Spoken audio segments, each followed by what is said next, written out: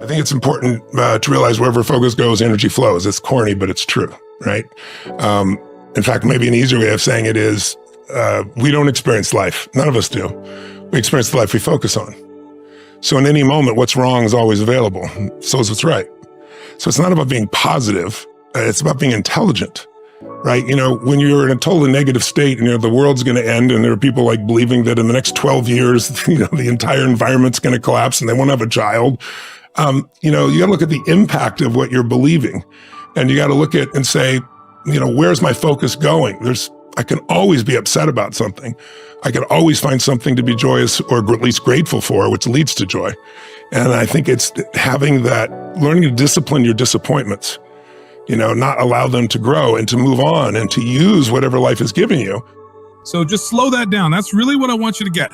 Every human problem is a behavior problem. War isn't a problem in and of itself. It's not some thing that exists on its own. It's a what kind of problem? A problem with what? Human what? Behavior. I believe all problems are behavior problems. By changing behavior, we could change the entire world. We have that potential as human beings. We truly do with the tools and knowledge we now have. So I thought, what's exciting, Robbins? You absolutely know how to change any human behavior, any individual. No matter what the issue is, if I really wanted to, I could influence anyone. I can create any belief system or any kind of change because I understand human motivation well enough and I know how to create any set of behaviors because I know how to change someone's state. If I were a bad person, I could put you in a state where you'd kill someone. For example, if I used hypnosis or influence techniques to put you in a trance and made you imagine vividly that someone was about to stab your child and you had a gun, how many of you would shoot? See, all I need to do is create an intense state using external input, which triggers an internal image or thought. That changes your behavior. So yes, I can create any state and therefore any behavior, negatively if I wanted to. But the same thing applies on the positive side.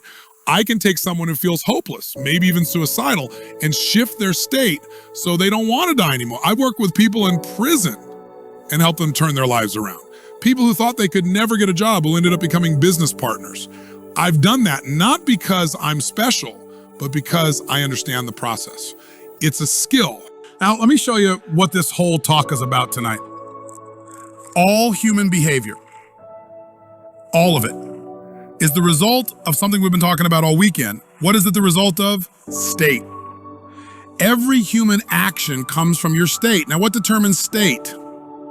Your internal representations, what you imagine and focus on, and or your physiology. What affects physiology? Things like temperature, pollution, the environment, your body chemistry, how you eat, all of that impacts your physical state, and that determines a lot of your behavior. And you become a model for others through your behavior. Everyone's modeling someone else, whether they realize it or not. Think about it. How do you get someone to become a kamikaze pilot? How do you get someone to kill themselves on purpose as a mission? You have to change their state. So now ask yourself, what if we as individuals learned how to present external messages in such a consistent way through our words, our bodies, our energy, that we could change other people's internal representations? What if we could shift someone's mental pictures, change their emotional state, and guide them into a new behavior? What could you do in your life with that kind of ability? Forget about world peace for a second. Let's just talk about your everyday life. If you could shift how anyone feels and thinks through how you speak, how you move, how you connect with them, visually, auditorily, kinesthetically, what kind of impact could you have? If you knew how to influence someone's inner world to spark a different state, to cause a new behavior, what kind of life could you build?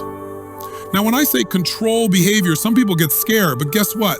It's already happening. Why do you reach for a Pepsi or a Coke or a cigarette? Why do you grab a beer or choose a certain brand? Because marketers have shown you images, external messages over and over again. They've linked those things with states you enjoy: fun, sex, freedom, relaxation. Over time, your brain builds an internal link between the product and the emotional state.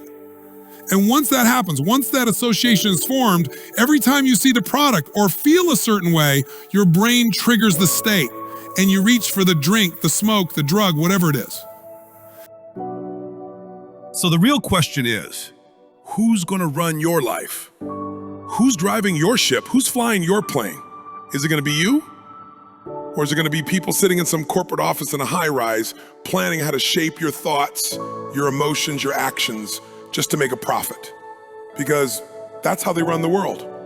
They understand how to influence your external environment, which influences your internal world, which influences your state, which controls your behavior. And most of you are reacting just like Pavlov's dogs.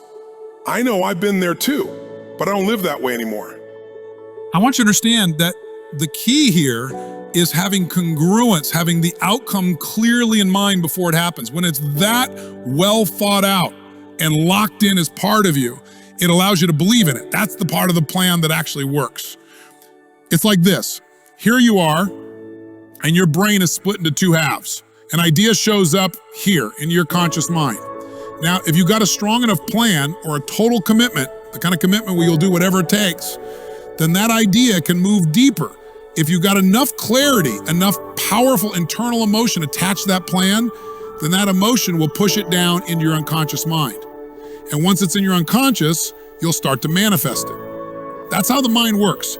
Read Think and Grow Rich, read As a Man Thinketh, read any book that teaches the fundamentals of building wealth. They'll all tell you the same thing. This is the foundation of it all. So the key is build a strong enough internal emotion that the idea drops into your subconscious. One way to do that is by creating a clear plan. Another way is by building such a deep commitment that you'll make it happen, no matter what. You'll find a way, no matter the obstacle. But the emotion behind it, it has to be consistent. That's what makes the difference.